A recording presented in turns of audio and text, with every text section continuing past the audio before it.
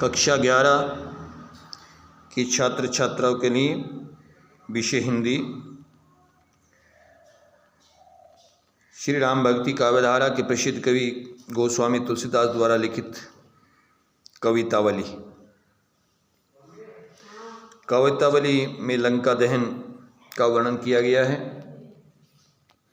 तुलसीदास जी भक्ति काल के श्री राम भक्ति काव्यधारा के प्रसिद्ध कवि थे। भक्ति काल की 4 काव्यधाराएं थी।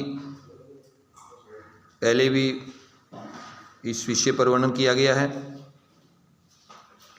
पहली संत काव्यधारा जिसे ज्ञान मार्गी कहा गया है, कवि माने गए संत कबीरदास जी। दूसरी सूफी काव्यधारा जिसे प्रेम मार्गी कहा गया है, मलिक मोहम्मद जायसी जिससे कवि माने गए हैं। तीसरी काव्यधारा श्री कृष्ण भक्ति काव्यधारा कवि सूरदास जी। और चौथे नंबर की काव्यधारा जो आज चल रही है श्री राम भक्ति काव्यधारा। श्री राम भक्ति काव्यधारा के प्रसिद्ध कवि हैं गोस्वामी तुलसीदास। तुलसीदास जी ने आपकी पुस्तक में 5 रचनाएं दर्शाई हैं। व्रत महिमा, कवितावली, दोहावली और विनय पत्रिका। कवितावली में लंका दहन का वर्णन किया गया है। पहले नंबर का जो पैरा दिया हुआ है, बाल दी विशाल विकराल ज्वाल जाल मानो, लंक ललिबे कोपकाल रसना पसारी है। केदो वयुम भीति का बहरे भूरी धूम, केतु वीर रस वीर तरवारी सी उघारी है। तुलसी सुरेश चाप के दो दामनी कलाप, के दो चली मेरु ते कृषाणु सारी भारी है। देखे जातु दानी अकुलानी कहे, कानन उजारियो अब नगर पर जारी है। प्रस्तुत पद्यांश हमारी पाठ्य पुस्तक काव्य अंजलि से श्री राम भक्ति काव्यधारा के प्रसिद्ध कवि गोस्वामी तुलसीदास द्वारा रचित कवितावली लंका दहन से लिया गया है। प्रस्तुत पंक्तियों में उस समय का वर्णन किया गया है कि जब हनुमान जी माता सीता की खोज में लंका पहुंच गई, तो लंका में पहुंचने के बाद उन्होंने अशोक वाटिका में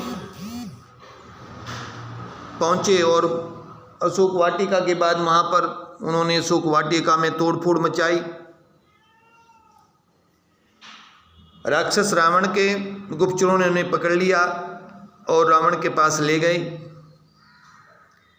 रावण ने उन्हें मारने का किस प्रकार उन्होंने मारा जाए ये विचार समझ सवार रावण की करने लगी। तब हनुमान जी की पूंछ में आग लगाने का निश्चय किया। हनुमान की पूंछ में राक्षसों ने आग लगाई। हनुमान जी की वो मायावी पूंछ बहुत लंबी हो गई।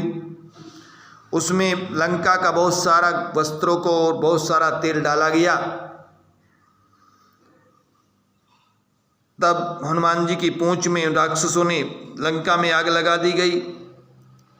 हनुमान जी जय श्री राम कहते हुए आकाश की ओर उछल पड़े। तो कवि ने वर्णन किया है, बाल्दी विशाल विकराल ज्वाल जाल मानो। हनुमान जी की विशाल पूंछ से निकली हुई भयंकर अग्नि के ज्वाला लपटों को देखकर ऐसा प्रतीत हो रहा था कि मानो लंका निगलने के लिए लंक ललिबे को काल रसना पसारी हो। मानो लंका निगलने के लिए काल रूपी मृत्यु अग्नि ने अपनी जीवा फैला दी हो। केदो वेम भीति के भरे भूरी धूमकेतु, आकाश गंगा में अनेक पुंचल तारे धूमकेतु भरे हुए हों या वीर रस की रूपधारा करके अपनी तलवार निकाल ली हो। तुलसी सुरेप चाप गेदो दामनी कताब। हनुमान जी की जलती पूंछ को देखकर तुलसीदास जी कहते हैं कि यह आकाश में स्थित इंद्र का धनुष हो या बिजली का समूह। केदो चली मेरु ते कृषाणु सारी भारी है, या सुमेर पर्वत से अग्नि की कोई भयंकर नदी प्रवाहित हो रही हो। देखो जातो दान अकलानी के कानन उजारियो नगर पर जारी है। हनुमान जी की उस विशाल विकराल भयंकर रूप को देखकर राक्षस और राक्षसियां व्याकुल होकर कहने लगी कि पहले तो इस वानर ने अशोक वाटिका को उजाड़ा था, अब लंका को जला रहा है, अब भगवान ही रक्षा करेंगे। यानी कि हनुमान जी की पूंछ में लगी आग की भयंकर लपटों को देखकर और जलती लंका को देखकर वहां पर राक्षस और राक्षसियां घबरा गए।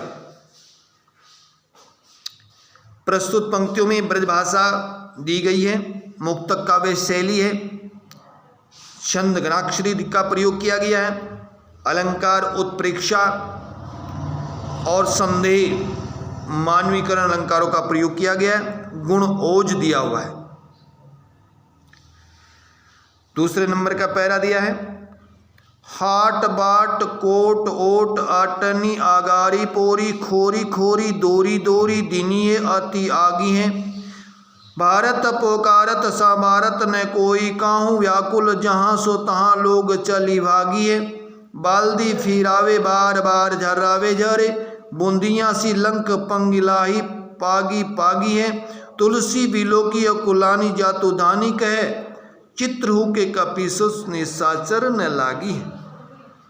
प्रस्तुत पंक्तियों का संदर्भ भी इस प्रकार बनेगा। प्रस्तुत पद्यांश हमारी पाठ्य पुस्तक काव्य अंजलि से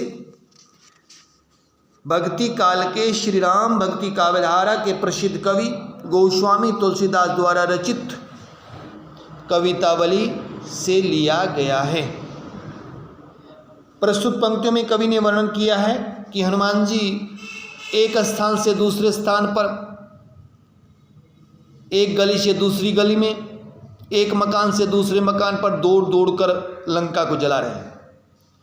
हनुमान जी ने लंका के बाजार मार्ग, किले की आड़ अट्टारी, घर दरवाजों एवं गली गली में दौड़ दौड़ कर भयंकर अग्नि प्रज्वलित कर दी है।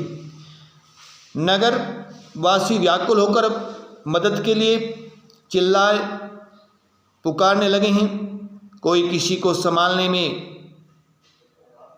असमर्थ हो रहे हैं, सभी लोग व्याकुल होकर इधर उधर भाग रहे हैं।